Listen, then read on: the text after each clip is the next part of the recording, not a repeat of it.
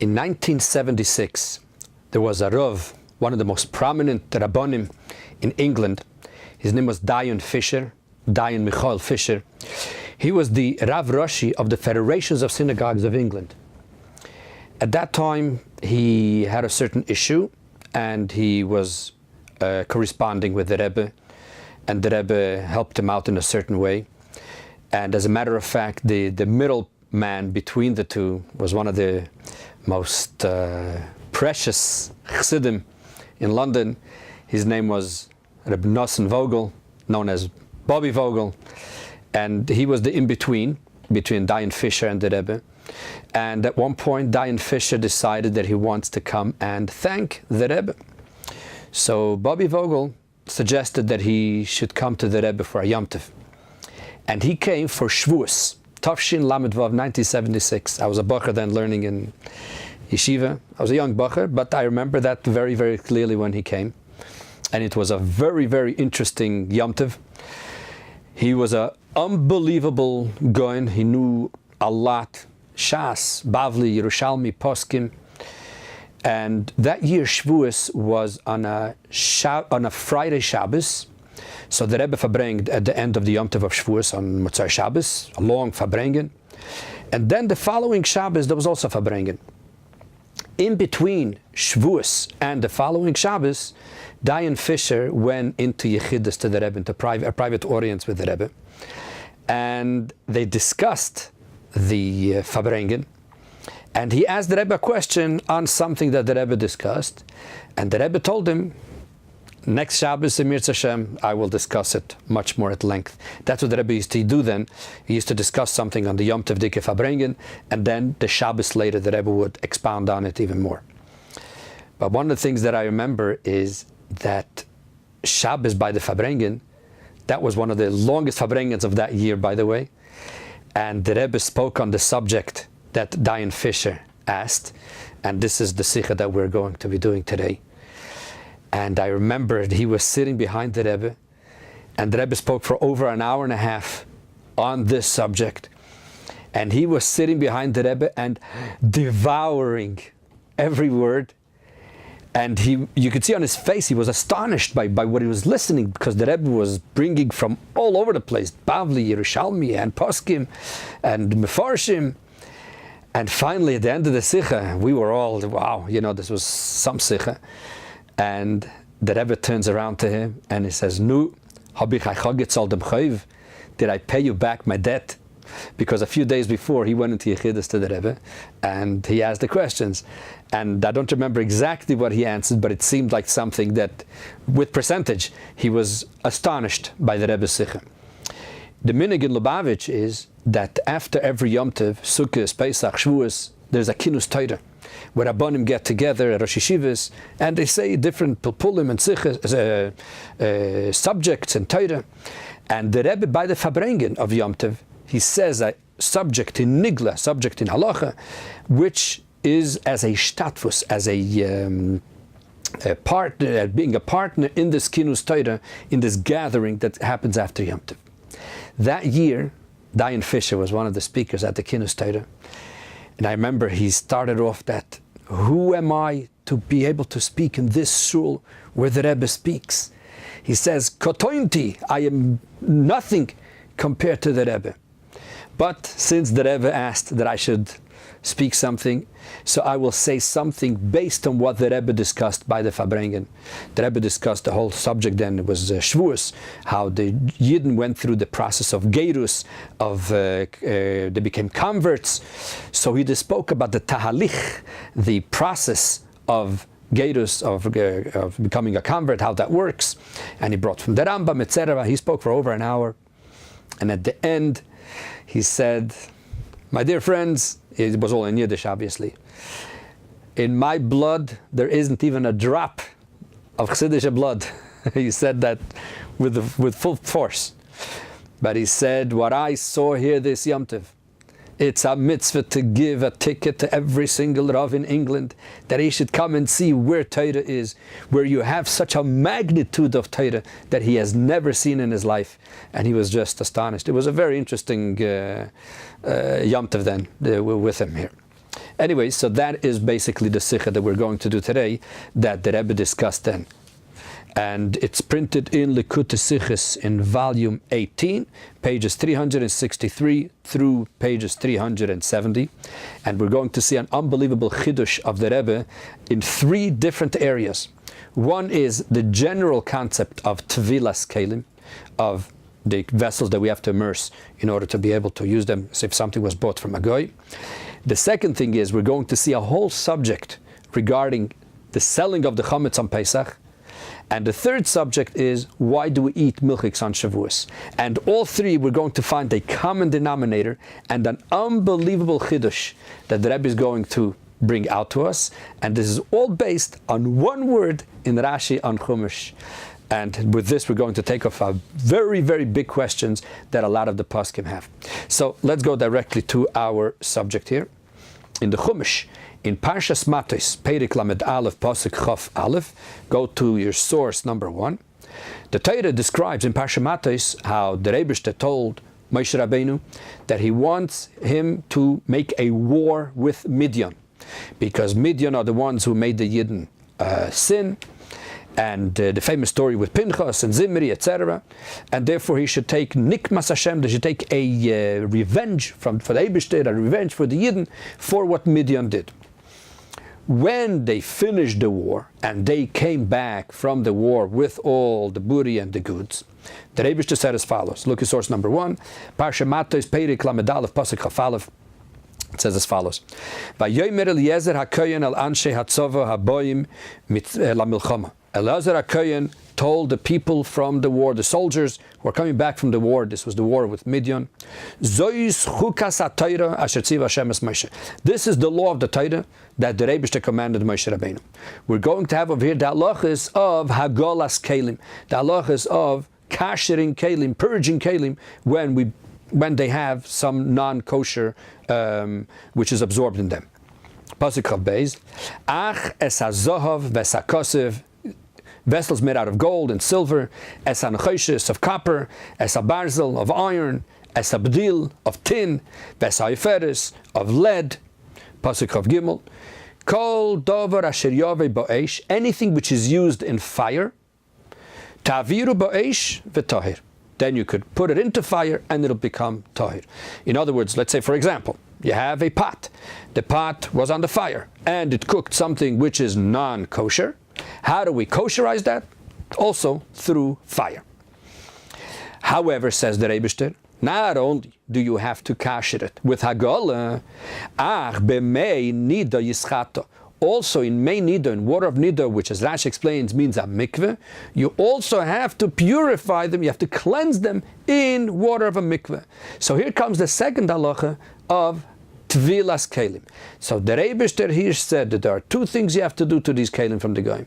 You have to kasher them from the Isser, and then you also have to tovel them in a mikveh. What happens if I have something which is not used in a fire, like a glass?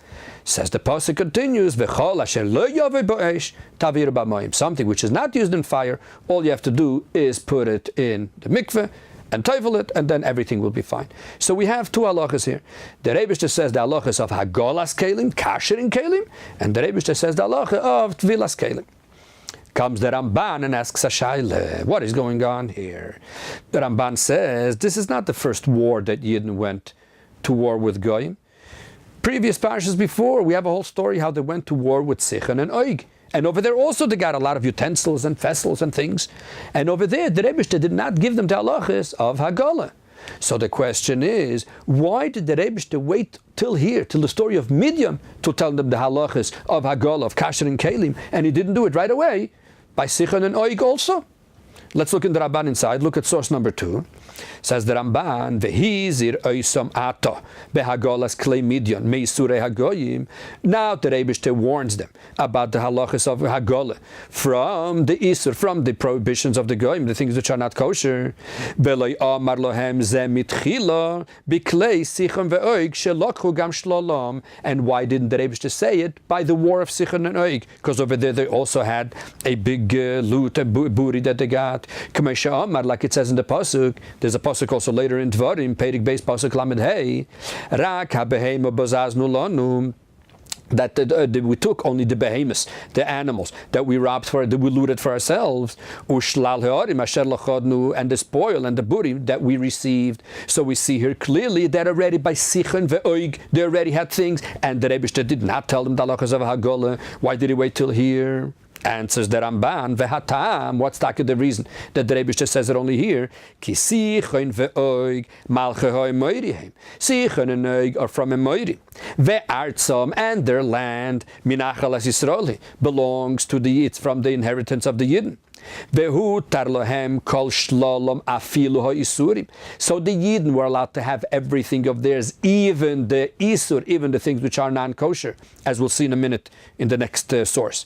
Diksiv, as it says in the pasuk in Parsha Veschanon, vehoyo kiviyachu Hashem al haaretz, when the Reibish they will bring you to Eretz Yisrael. What are you going to find over there? Uba timaleim kol tuv asher lo mileisa. You're going to find houses full of goodies and good stuff that you did not prepare, and you'll be able to eat and be satisfied from it.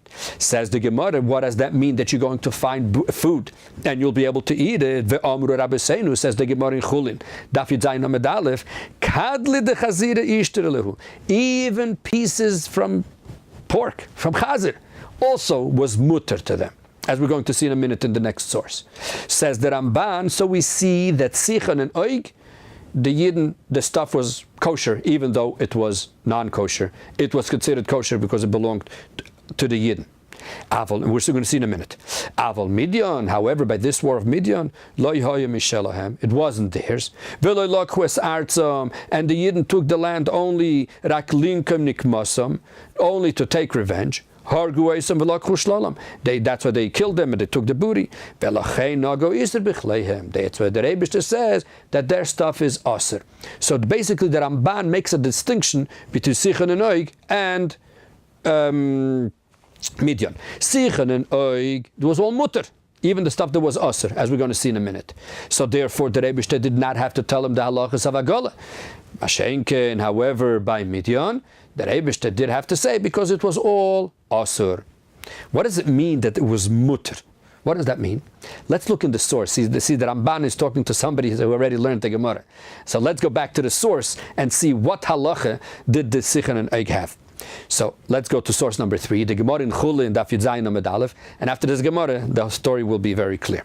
Says the Gemara as follows: the Tanya we learned in a pasuk, Ki yirchak mimcha hamokim. When a person is going to come to Eretz, when the Yidden are going to come to Eretz Yisrael and they're going to want to eat meat, but the Beis Hamikdash is far, so then then you'll be able to shecht your meat. Says the Gemara, what is the pasuk saying over here? That you'll be able to shecht your meat even if you're not in the Beis Hamikdash? And says the Gemara, Rabbi Kiva Eimer, Loi Bahakasuv, what is the pasuk coming to tell us over here? Eloi les, Elo le'eser lohen, psar nechira. The Rebbe is telling them that when you come to Eretz Yisrael, you are not allowed to eat any meat, only if it's shechted properly. But what happens if that meat was only stabbed, nechira? That you're not allowed to eat. Why would I think that you can? Says Rabbi Akiva, Shebitchila, because in the beginning, when the Yidden were in the desert, Hutar lohem psar nechira, the Yidden were allowed to eat meat, even though it wasn't shechted with halachas of shchita, it was done through nechira. As the Gemara explains over there, the whole thing, what exactly is nechira, but I don't want to get into it right now. However, once they came into Eretz Yisrael, they're not allowed to eat any more nechira. They have to eat only meat that was shechted properly. This is what the pasuk is coming to tell us. So comes the Gemara and asks a question. By Rabbi Yirmiyah asks a question. What happens if they have what happens if the Yidden were in the desert and they stabbed the animal, which was kosher for those days, and they have some leftovers and they brought it into Eretz Yisrael? Are they allowed to eat it in Eretz Yisrael or no? As long as they're in the desert, they're allowed to eat this meat that was stabbed. Now, once they come into Eretz Yisrael, they're not allowed to. Says the Gemara, Amos, what is your question? When is this question viable. If you want to tell me that this was in the 7 years when they were capturing the land of Eretz Yisrael, they're allowed to eat things which are treif. How do I know that they're allowed to eat things which are treif? Tiksiv, as it says in the pasuk that we brought before, ubatim aleim kol tuv. The Eibishter says that you're going to find houses full of goodies, ve'achalta v'savota, and you'll be able to eat them and be satisfied. Yeah, and Rav Yirmeh bar Abba said, they were even allowed to eat pieces of pork, of chazir. You have to tell me that they're allowed to eat basar nechira? Of course they were allowed to. And the Gemara goes into a whole thing about this sugya. So what do we see from here over here? That in the time of the desert, they were allowed to eat things that today we consider not kosher, but at that time it was kosher, it was fine. Whether it was meat from basar nechira or katli de chaziri. Therefore says the Ramban that the reason why the Eibishter said the halachas of Hagole only by Midian, because the stuff that was by Sichon ve'Oig, there was no problem. It was all fine. It was all kosher for those days. It was either nechira or katli de chaziri. It was fine. So therefore, the Eibishter didn't even have to tell them the halachas of Hagole. Now, when they got to Midian, and Midian was treif take, so that's why the Eibishter gave them the halachas of Hagole. This is what the Ramban answers to his question of why are the halachas of Hagole only in Parsha Matos by Midian and not before by Sichon ve'Oig. This is how he puts it. Now, obviously, there's a lot of mefarshim that discuss it, but this is it in a nutshell. Come some of the poskim, like the Chasam Sofer and the Shalom Meishiv and a lot of others, and they ask a massive question on the Ramban. The Ramban asked a question. Why did the Eibishter wait till Midian to say the halachas of Hagole? And he answers, because over there was mutter. But here by Midian, the Eibishter said another halacha also. The halacha of Tvilas Kelim, the halacha that we have to immerse Kelim that you get from a goy. And that doesn't help the fact that the stuff was kosher. Because what's the whole reason that we do Tvilas Kelim? What's the reason that we have to immerse vessels? Because they belong to a goy, and they go from a goy to a yid. The transition of that reshus, of that ownership, that is what requires tvila. And Sichon ve'Oig for sure are not Jewish, and their stuff, the yidden should have had to do tvila over there also. So why does the Ramban ask only regarding Hagole? Why doesn't he ask about tvilas kelim? Why didn't the Eibishter say about tvilas kelim by Sichon ve'Oig? Clear? Very, very simple. Let's look inside. Look in your source number 4. There's a Ramban that came out, and the one who gave it out, his name was Harav Dr. Chevelle. He was in New York. He was a very, very big Talmid Chacham. And instead of bringing from all the Sfarim that they asked this question, I just bring what he brought in. He gave out an edition of the Ramban. He gave out an edition. So on the bottom, on the notes, he brings several people who asked this question. And we're going to quote, he brings the Shalos Tshuvas Shoyelu Meshiv, the Lembergerov. He asked this question. So look in your source number 4. In the response, a Shoyelu Meshiv of the Lembergerov, Hikshal HaRamban, he asked a question of the Ramban, that we still have a question. La poskim de svirole. Those poskim that say that tvilas kelim in Torah, that tvilas kelim is a mitzvah in Torah. Why? Mishum sheyotz u'mirshus akum lekdushas Yisrael, because they went out from the reshus, from the ownership of a goy, to the kedusha of a yid. Umefarshim, and they explained the hach b'meini doischato, that this what it says over here in the pasuk in source number 1, b'meini doischato, that you have to put in a mikveh. Who didn't this is a halacha that even no new kelim, even kelim that did not have any isur, also have to be teveled. Veim kain, if that's the case, why didn't the Eibishter tell Sichon the Yidden when they went to war with Sichon and Oig that they should do tvilas kelim? And that the Ramban answer, it's not true that the food that Sichon ve'Oig used was not a problem, so therefore they didn't have to kasher. Avol mikol mokem hakelim yovayu l'kedushas Yisrael. But the kelim are definitely coming over now into the ownership of the Yidden, and though they don't have to do agole, but they have to do Tvilas Kelim. So why doesn't the Ramban ask on Tvilas Kelim the same question? Meiredike Shailem. And what does he finish off? And he remains with a question. Akash on the Ramban, why didn't he ask the same question on Tvilas Kelim? Why doesn't Tvilas Kelim? He also said by Sichem Ve'oig. Where does it say, Take, that you had Tvilas Kelim is when it changes ownership from a goy lahavdil to a yid, that you have to do Tvilas Kelim? Look in your source number 5. This is a Yerushalmi in Avodah Zarah. At the end of the Masechta, says the Yerushalmi, Rabbi Yirmiyah Amar, tzarich lehatbil, that you have to immerse the kelim that you buy from a goy in a mikveh, lefi sheyotzu mitumas hanochri, because they go out from the tumah of a nochri, of a non-Jew, v'nichnesu l'kedushas Yisrael, and they go into the ownership of a yid. So b'meila comes back the kasha on the Ramban. Why does the Ramban make a deal only about Hagolah, and why doesn't he ask the same question about Tvilas Kelim? This is the question that all the Mefarshim ask on the Ramban, and they don't answer this question. The Rebbe by the Fabrengen, he brought this question from the Ramban, and then the Rebbe said that really this question of Tvilas Kelim extends to another 2 very interesting subjects. Subject number 1 is what is called Shavuos. On Shavuos, we know that there's a minhag Yisrael to eat milchiks, dairy items. Why do we eat dairy items on Shavuos? So one of the classic answers is brought down in a sefer which is called Taimei Minhagim, the reason for the customs, and he brings from a sefer Geulas Yisrael. What does he say there? This is the classic answer. Look in your source number 6. Taimei Minhagim Inyonei Chag HaShavuos. Why do we eat Mechol Cholov and Chag HaShavuos? Why do we eat milk on Shavuos? Lefi she'ad Matan Torah, because until Matan Torah, hutar lahem psar nechira u'behemat meya.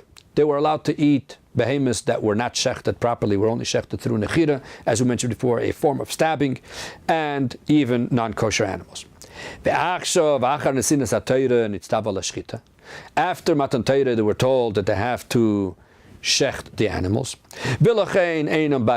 So therefore now they have to become part of the people who shecht.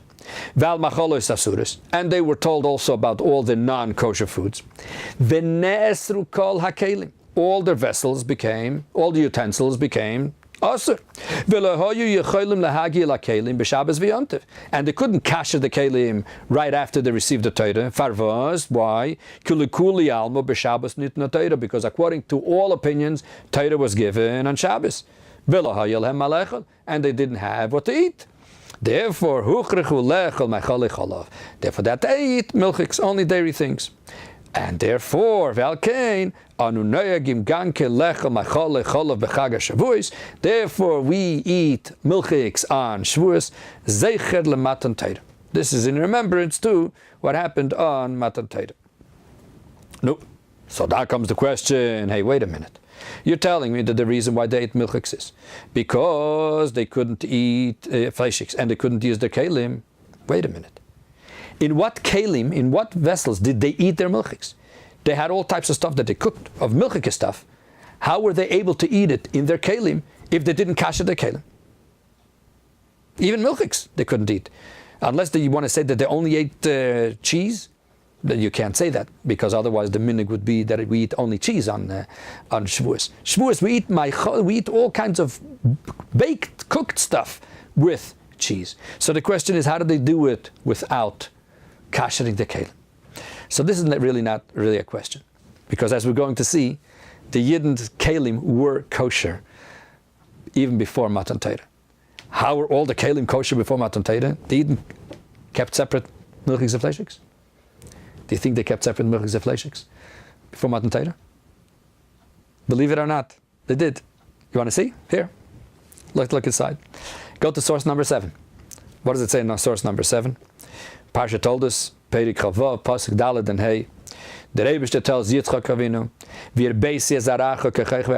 I'm going to make your children, multiply your children like the stars in the sky. I'm going to give to your children all these lands. And all the nations of the land are going to be blessed through you, through your children. Because your father Avram Avinu listened to me, he observed my observances, my mitzvahs, my chukim, and my Torahs. What is this? My mitzvahs, my chukim, my Torahs. Let's look at Rashi, source number 8. That he observed my observances. What's this mishmaros? Says Rashi, gzeiras la'archokes alazoras shebatayra.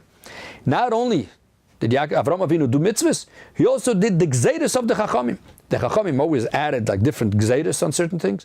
He did that too.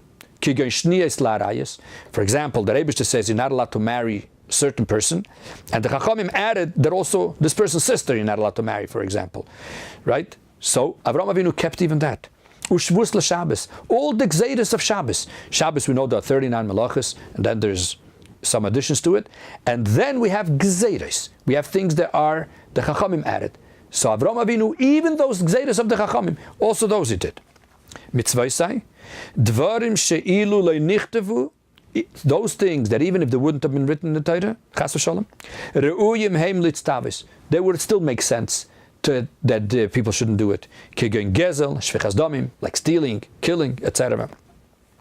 What's chukaisai? Says Rashi, dvarim she'yetzer hara v'umasa'olam meshivin alein. Those things that the goyim and the yetzer hara make fun of the yidden about this. Kigun achilas chazir, for example, like not eating chazir, ulvish hashatnez, not wearing shatnez, which are things she'ein tam bedover. These are things that just don't make any sense at all. This is a gzeir of the Eibishter on his servants, on the Yidden. So Avram Avinu kept all of this, and not only, he also kept the Toraisai. What's Toraisai? Matu Toras? Says Rashi, lehavi Torah shebal peh halacha l'meshe Sinai. That he did everything that it said in Torah shebal peh. So we see here clearly that Avram Avinu kept all the mitzvahs and everything. So of course he kept the difference between milk and meat. So the kelim of the Yidden definitely were not asur from basa b'cholav. But we're going to have a different question soon.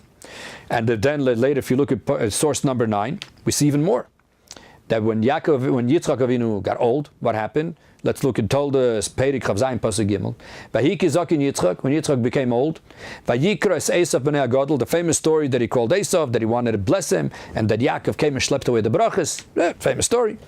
What did Yitzchak Avinu tell Esav? Ve'ato sonoch elecho, take all your equipment, tel yecha v'kashtecha, on your bow and arrow, ve'tzei hasada, and go out to the field and bring me something to eat. Says Rashi, what does it mean that Yitzchak Avinu said sono? Says Rashi, Loshen Hashchaza. It's an expression of sharpening. He wanted him to sharpen what? Chadad sakincha u'shchait yofe shletachileni nevela. I want you to sharpen your knife properly, and I want you to shecht for me properly, that you shouldn't give me nevela. So we see here clearly that the Avos, they ate only stuff that was 100% kosher, the way we understand it. And later, the later generations, look at source number 10, when the Rebbe told Moshe Rabbeinu that we're going to take the Yidden out of Mitzrayim and go to Mar Sinai, what does it say? This is in Shmois, Peri Gimel Pasuk Beis, source number 10. The Rebbe said, sorry, what's going to happen when you're going out of Mitzrayim? When you're going to go out of Mitzrayim, the Yidden should know that they're going to be worshipping the Eibishter. So already in Mitzrayim, they were rehearsing and practicing all the things that they had learned from the Avos and all the halachas. So therefore, there is no question that they had separate kelim for milchiks and fleishiks. That there is no question. However, the question that we have is something else. So we understand why they ate milchiks. But the question that we have is, back to Tvilas Kelim. We said that the whole reason for Tvilas Kelim is because you go out from Nochri to Yisrael, right? The Yidden before Matan Torah, they were not considered Yisrael yet, because they had to go through a process which is called Gerus. As we're going to see here, look at source number 11. What did we say before from the Yerushalmi in Avodah Zarah? That Rabbi Yirmiyah said, Tzarich lehat bila kelim, that why do we have to tevel kelim?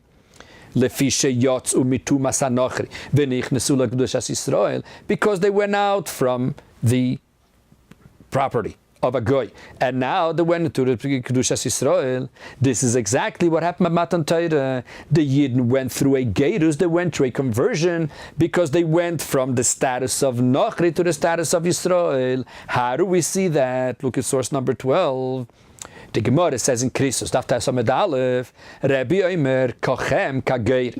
There's a pasuk in the Torah that says, just like you, so too you should do to the convert, just like did to you. What is you and the convert? What's the connection?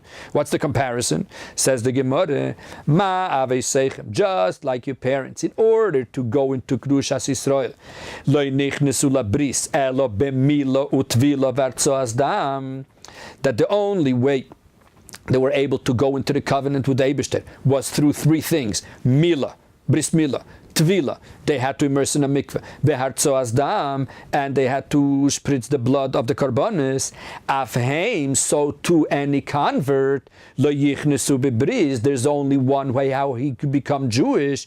Elo bemilo, Tvila, v'artzoas damim. If he goes through these three processes, which is Bris Mila and Tvila and artzoas damim. So we see here clearly that a goy, in order to go from goy to become a convert, a Yid, he has to go through a process. Which process? The same exact process the Yidden went through, B'shas Matan Torah.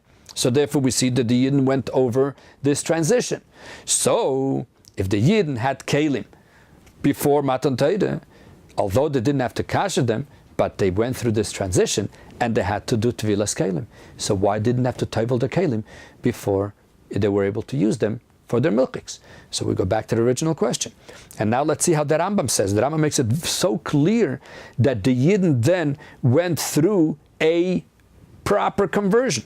Look at source number 13. The Rambam in Hilchos Yisur Bia Perik Yud Gimel Halacha Aleph says as follows: B'shloisha dvarim nichnus Yisrael lebris b'mila utvila v'karm. There's three ways how the Yidden went into a bris, like we said before: mila, tvila, immersing, and carbon. By the way, this is the halacha that Dayan Fisher spoke then by the Kinus Torah. I remember that clearly, how he said, therefore we will discuss the tahalich. We're going to discuss the process of conversion.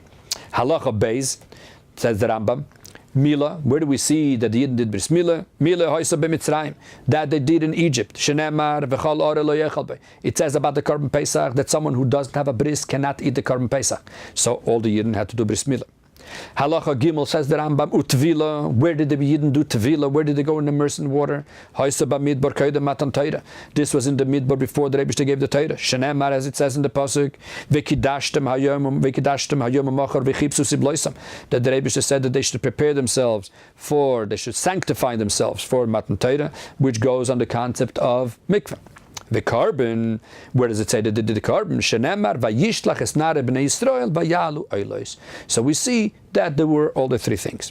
Comes the Rambam halacha daled v'chein ledoiros, and the same way in the generations to come, kesheyirtze ha'akum likonis labris, when a guy will want to come into this covenant, ulistoy feftachas kamfe shchina, and to be able to come under the wings of the shchina, v'yikabel olav Torah, and he wants to receive the yoke of Torah. What does he have to do? Tzarich milot tvila v'artzoas carbon. So we see here clearly that the Yidden went through this process of conversion. So the shaila is, why didn't they have to tevel their kalim? So now we have the second issue that has to do with Tvilas Kalim. The first question was the Ramban. Why doesn't the Ramban ask the same question regarding Hagol and the same thing with Tvila? That why didn't they have to do Tvila? The second question that we have now is regarding Shavuos. That L'chayda, we're saying that the whole reason why we eat milchiks is because their kalim, they couldn't kasher their kalim. And we said that that's not really such a big kasher because the kalim were kosher. The question is really, why didn't they have to tevel their kalim? That is the question. L'chayda, just like any time you get kalim from a goy, over here also should have done that. And now comes the third case. What's the third case of Tvilas Kalim? This is something that everybody knows. It's called Mechiras Chametz. When we come to sell the Chametz, I'm not going to discuss now the whole concept of Mechiras Chametz, please, because that's another few shiurim. But the general concept of Mechiras Chametz is, Pesach, a Jew is not allowed to own any chametz. And therefore, what do? And if he has a lot of chametz in the house, there's a system that you go to the Rav, and you make the Rav as an agent to sell all your chametz to the guy, and then after Pesach, you buy it back from the guy. The question is, what happens to the kelim, what happens to the utensils, the pots and pans that you sell to the guy? If you sell them over Pesach, then after Pesach you buy it back. Who owned the kelim over Pesach? The guy. No? When you buy something from a guy, you have to table it. Don't you have to do Tevilas kelim? No? What's the answer? Do you do Tevilas kelim? No, huh? Why not? It belongs to the guy. Huh? Never thought of it, huh? Now you'll see something very interesting. Most poskim hold that you have to tevel your kelim. Believe it or not, we're going to see that now. The one who says you don't is the Alter Rebbe. Now we're going to see a very interesting machlekes over here. Look at source number 14. There's the Noda B'Yehuda, the famous Noda B'Yehuda. In Shalos HaTshuvas Shivas Tzion Siman Yud Aleph. Now, by the way, the Shalos HaTshuvas Shivas Tzion was written by the son of the Noda B'Yehuda, but in this Siman Yud Aleph, he quotes his father word for word. So it's a tshuva of the Noda B'Yehuda. After he brings the whole lashon, the whole language of the shtar mechira, the contract with which he sells to the guy, he says as follows. Look at source number 14. Vehine paratnu, we detailed in the shtar, in the contract, she'amar kol mashe b'cheder eichlin u'mashkin. We wrote that anything which is in this room, from food and drinks, but v'lei kasavnu she'imker bistam kol mashe b'cheder. We didn't write that he's selling everything which is in the room. We only wrote that he's selling the food and the drinks. Why? Because sometimes you may have in that room vessels of utensils of iron or glass, or earthenware which is covered with lead. And if he will sell all of this to the guy, and after Pesach he will buy these things back, says the Noda B'Yehuda, you will have to tevel all these kelim. Therefore, in the shtar mechir of the Noda B'Yehuda, he does not write the utensils. He only writes the chametz. That's it. So we see here clearly that according to the Noda B'Yehuda, what do you have to do after Pesach? Tevel all your kelim. Ready? We're not finished. Go to number 15, Chasam Sefer. The Chasam Sefer Nerachaim Siman Kuf Tes, also after a long tshuva, what does he say? Omnam, he tells a person who wrote him a certain question, Lo shenuscha hanal shehetik malose. This language that you write, that is in your shtar, that the Yid sells to the guy the metaltlin, the vessels, the objects which are in those certain rooms.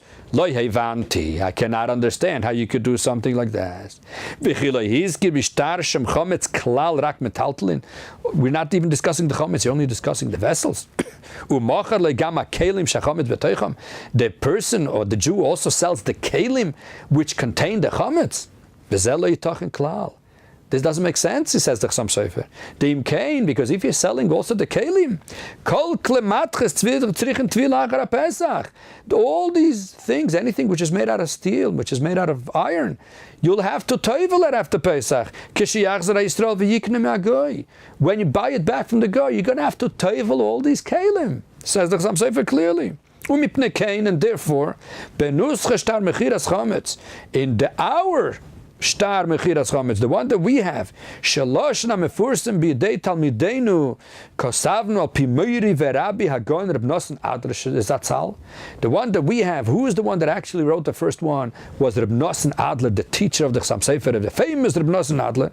She'eina meicher el hachametz hanidbak betfani hakelim. He's not selling the actual pots and pans.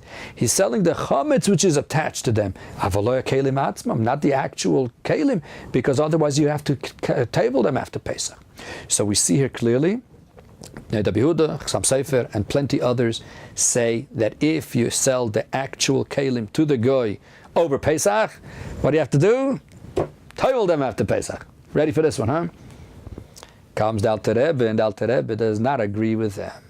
The Alter Rebbe says as follows, look at your source number 16.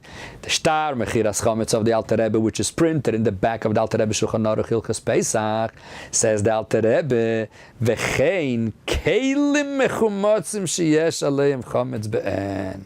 That even the kelim that have on them chametz, also those are being sold to the goy. And we don't find anywhere that the Alter Rebbe says that you have to do tevilah. And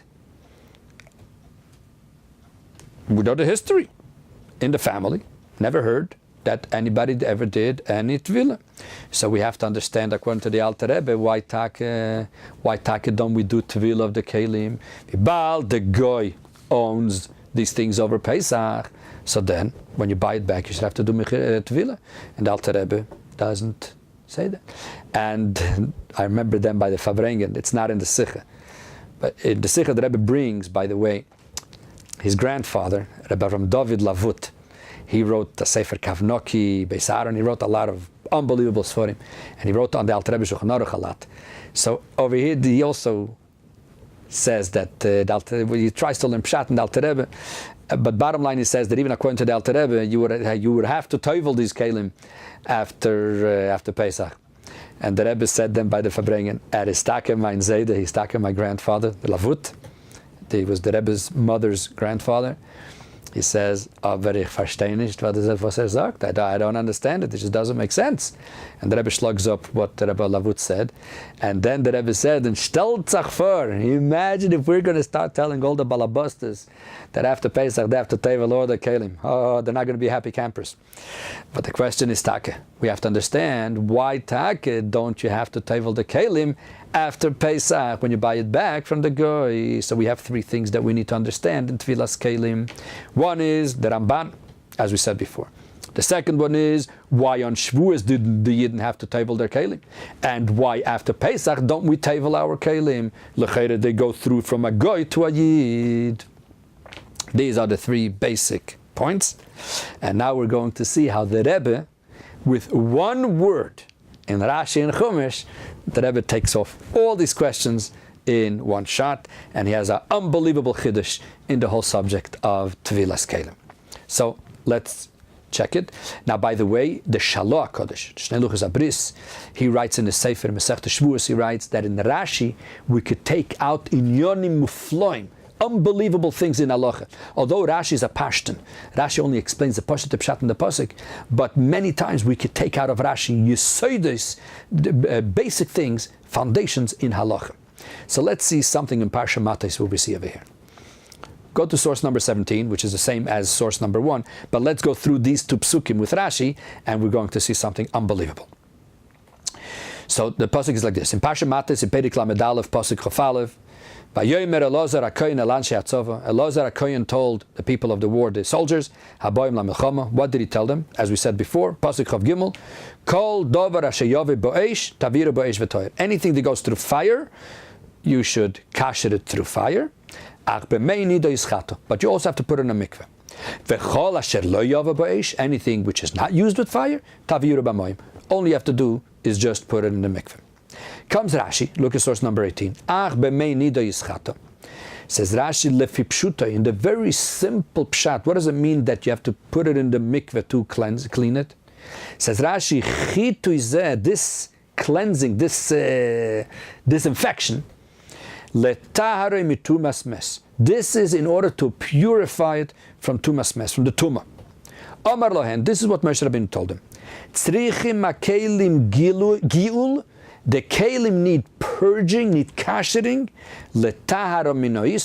to clean them, to purify them from the isur, and and another cleansing to purify them from the tumah. Two of them. They need purging and they need tvilah. What's the purpose of the tefillah? What do the Chachamim learn from this? That to kosherize them from the isur, hit in tvila likle matches. The Rebbeinu wants them to put them through tvila. In other words, there's two processes here: hagola and tvila.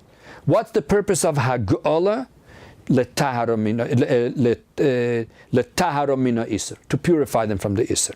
What's the purpose of tvila? Lehachshiron mina isur, to kosherize them from the isur. Which means that according to Rashi, tvila takes out a certain isur, a certain something which is not kosher. This is what it seems like. The question is, what does tvila have to do with isur? Which isur does tvila take away over here? If somebody buys something new from a goy, which was never used, there's nothing asur in it, there's no tarfus inside. Does he have to kasher them? No. Does he have to tovel it? Yes. Which means that tvila has nothing to do with isur. Why does Rashi say lehachshiron min ha'isur, to take out the isur? Which isur do you take away with tvila? Let's look in the Rambam. It's source number 19. The Rambam in Hilchos Macholes Asuras Perek Zayin Halacha Gimel. What does he say? If somebody buys utensils for a suda that they use for food from a goy, whether it's from iron or from glass, even if the guy never used them, you have to tovel it anyways. And only after that will you allow to use them to eat and drink. Even Rashi contradicts himself, because Rashi also makes it very clear that if it's something that was never asur, that never became treif, you still have to tovel. Where does Rashi say it? Right up here in our pasuk. In our pasuk, the next Rashi, what does it say? On the words of the Torah, look at source number 20. Anything which was not used in fire, you should put into the mikveh, says Rashi. Anything that you don't use through fire, like let's say cups or bottles, which you don't put on fire, and use it only for cold. They did not absorb any isur, anything which is not kosher. Taviru b'mayim, you have to put it in water. What does that mean? Mat biloi v'day. All you have to do is put it in the mikveh. You have to put it in the mikveh for what? To take out an isur. How did Rashi say before lachshiran mina isur? To take out from the isur. So therefore, we're not learning Rashi correctly. When we're going to look perfectly in Rashi, the words, we're going to see an unbelievable point. Look at your source number 21. What does Rashi say? Amar Lohan, Moshe Rabbeinu told them as follows. Tzrichim hakelim giyul. Why do they need purging? Letaharom mina isur. To be metahir them, tohir, pure from the isur. V'Rabbeinu darshu mikan. What do our Chachamim explain to us? She'af lehachshiron mina isur. In order to kosherize them from the isur, hit in tvila. You need to tovel them. We see that Rashi uses a different expression. When it comes to kashering the kelim, what does he say? Letaharom mina isur, to purify them. When he says tvilas kelim, he says lehachshiran mina isur, to kosherize them from the isur. Why does he use here the expression letaharom and here lehachshiran? What's the difference? We're going to see something unbelievable now. Let's see how the Rebbe explains the difference between letaharom and lehachshiran. Look at your source number 22. We're going to quote the Rebbe's words here in Likutei Sichos, and here comes a chidush nifla in the whole subject of tvilas kelim. The Rebbe explains as follows. Look at source number 22. Der geder fun tahara. When do you use the expression tahara, to purify? Is shayich nor ba'azach was hot in zich tumah oder isur. Only something which has in it and absorbed either a tumah, impurity, or an isur. So then I want to take that stuff out, that garbage out. I call that letaharim. Underiber vert hag'ola. Therefore, hag'ola, which is the kosherizing process. What does hag'ola do? The fire goes in and takes out the garbage, the treif. Was nimmt ruis de metzius so isur, was is balu and der keli. The hag'ola, this purging that goes in and burns out the isur and takes it out. What do we call this? angerufen letahara min ha'isur. It makes a tahara, it purifies the kelim. Lehachshiran, is viloshen hachana al derech hechsher mitzvah. Lachshira means to prepare them. Die Keli wird muchen und muchscher zu kennen sich benutzen mit ihr. I have a Keli, I cannot use it. I go through a process, it prepares them that I now can use it. In other words, this vessel goes through a process. Das heißt, der Uftu von Tvila, the whole concept of Tvilas Kelim, is nicht zu herausnehmen die Metzius so Iser von der Keli. It's not to take out something that was absorbed that was non-kosher. No, das hat sich schon aufgetan durch Hagala. That Hagala takes care of. Or this is like a Trilin is going Knisser, or there was maybe no Isser there altogether because it was something bought new. What is the purpose of Tvila? Zu machen die Keli muchshe farai stamsches von Ayiden, was is mushla von Isur. This is a special process to make this pot, this vessel, this plate, whatever it is, that it should be ready for a Jew to be able to use it in a way that it's categorically removed from any concept of Isur. Von efsharis valilas Isur. That when a vessel is in a goy store, there's a possibility that it will be used for something non-kosher. In order for a Jew to use it, we have to take away all possibilities. How do we do that? We take it, we immerse it in a mikveh. By immersing it, we take away any possibility that now this will be used for something non-kosher. And only then can a Jew use this plate. And the Rebbe continues, when the keil is in the reshus von Nochri, as long as the vessel is in the property of the goy, afilu ben hot lepoyel sich damit nit mishtamish given mit dat varisur, even if practically speaking he never used it for something non-kosher, there's still a problem. What's the problem? Is oberdo di efsharius as azeton. He has the possibility to use it with something non-kosher. Und der Riber, when the keili geht a Riber in der Reshus von Ayiden, when the keili goes over to the property ownership of a Jew, zu a histamsches, was in ihr ist nicht da, afilu di efsharius, zu benutzen sich mit advarisur, in a type of usage, that it's impossible that there should be even the possibility to use it for something non-kosher. Darf die keili haben tvila, the keili needs a tvila, needs a immersing, lehachshiran mina iser, to prepare them from the status of non-kosher. In other words, kashering takes out the physical isur from the keli. It burns it out. Tvila is like a label that we put on the keli that until now it was in an environment that you're able to use it for whatever you want, so it's not made for a Jew. The moment I tavel it, I gave it like a label that now this is like I say, no non-kosher can come in contact with this. It's a transition label. This is what Tvilas Kelim is. And therefore, even a new Keli that never had any non-kosher still needs to be tavel. That's what the Yerushalmi said, what we had before in source number 11. What did the Yerushalmi say?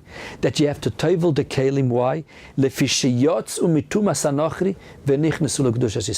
It's a transition point. It makes no difference if it was used or not, even something new. You want to make a transition, take a vessel, and a Jew wants to use it, first you have to tavel it. You're going to say, where do we see something like this? That even if I didn't use it for non-kosher, I still consider it that because I could have used it for non-kosher, I need that transition. We have something in the same parsha, in Parsha Matos, by the story of Midian.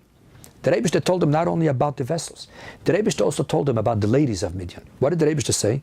Look at your source number 23 in Matos Perek Lamed Aleph Pasuk Yud Zayin. The Rebbe says, "Ve'ato hirgu kol zochar batov." Take all the children and kill them. Ve'chol isha yudas ish lemishkav zochar, and even a woman who can be married, also haroga you have to kill. Says Rashi, what is it with ve'chol isha yudas ish? Any woman that can know a man, says Rashi, lu'uya lehiboil, she can get married, afal pisha nivalo, even if she never got married yet to a goy. The mere fact that she can then that in itself puts her in a non-kosher status, and therefore they have to get rid of her. And the same thing we find in the Ritva. The Ritva was one of the Rishonim. Look at your source number 24. The Ritva in Avodah Zarah, the Fayin Hamid Beis. He said this very clearly. He was in the time of Tosfos, right after Rashi. Klei Seuda, when he talks over there in the Gemara about the vessels of a meal. Pirish umishum de seifan lishtamish beiser. Since ultimately these vessels will be used for non-kosher, can be used for non-kosher, hitzricha kosuv tvila av bechadoshim. Even if they are new, you still have to table them. So what do we see here? That what is the concept of tvilas kelim? Let's summarize this. What's the concept of tvilas kelim? Tvilas kelim is a simple concept. If I have a vessel that is in the property of a goy, therefore there's the possibility of that keli being used for non-kosher, a Jew may not use that keli. A Jew wants to use that keli, he has to label it that this keli is only for kosher purposes, and that's what he does by putting it in the mikveh. Once he gives that label, now we can use that keli. Is everything clear so far? Okay? So Tvilas Kelim doesn't take out any tumah. Tvilas Kelim is like when you go through the border and they put a stamp on your passport that, yes, you are kosher. You did not do anything wrong before that, but they're just basically confirming, yes, you are okay. And the same thing is Tvila. What the Tvila does, takes it out from a possibility of being used for non-kosher, and no longer, it's going to be used only for kosher. If that is the case of Tvilas Kelim, now we can understand all the three questions that we asked. What did we ask about the Ramban? Why does the Ramban ask only about the kashering of the Kelim and not about the Tvilas Kelim? That why did Sichon ve'oig not have to tevel their Kelim? And the answer is very simple. The Ramban explained that what Sichon ve'oig was using, all the stuff that they were using was all kosher sort of, at least for those days. It was all stuff that the Rebbe permitted to the Yidden. That means that there was nothing Isser, which means that there was no possibility of it being used for something which is non-kosher. If there was no such possibility, then there's no need to taivel the Kelim, because the Kelim were in a situation that only kosher is being used. Kosher, permitted, is being used. So therefore there's no need for Tvilas Kelim. Therefore the Ramban doesn't have to ask about Tvilas Kelim, because the moment he made it clear that everything that Zichron Ve'eg was using, that Eibishter permitted, you don't need any Tvilas Kelim. The same thing is with Mechiras Chametz, Mechiras Chametz, yes. What did we say? That the guy owns the Kelim during Pesach. Is that true? 100%. Belongs 100% to the guy. Physically, where are the Kelim? Are they in the house of the guy, or are they in the house of the Jew? Where are they? If we would, the fact was that how do we sell the Kelim for Pesach? That we take all our stuff and we bring it to the house of the guy. So now the guy, in theory, has access to those plates whenever he wants, and he can physically take them and use them. Oh, in that case, you bet you would have to do Tvilas Kelim. You may even have to do Agolas Kelim, who knows? Because they were in the Rishus of the guy, they were in the property of the guy, so you don't know what happened to these things. But since the fact is that the Kelim were in my house, in the house of the Jew, locked up, although I give permission to the guy to come whenever he wants, because they are his, but since, practically speaking, physically, the guy never came close to them, because he never came close to them, there was never a possibility that these Kelim were used for non-kosher. Therefore, we don't have to taivel them. Now we understand why the Alter Rebbe says that we don't have to taivel the Kelim after Pesach. Why? Because the whole reason for Tvilas Kelim is because maybe the possibility of the guy using it for Chametz, here it's physically impossible for the guy to use it because it's locked up in my house, although it belongs to him.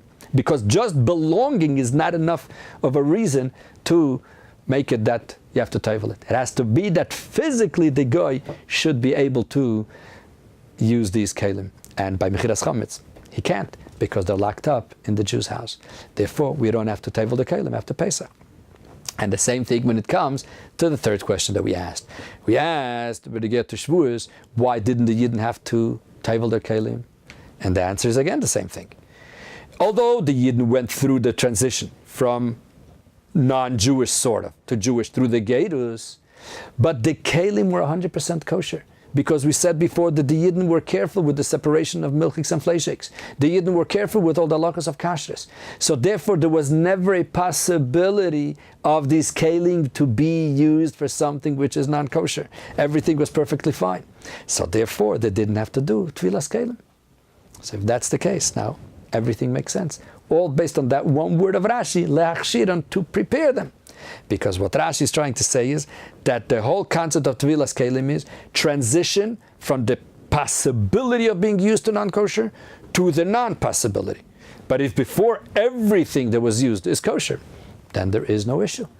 And therefore, the Yidden Shavuos did not have to tevel their Kelim. And that's why they could still, we eat Ma'chole Cholov on Shavuos, and everything is nice and dandy.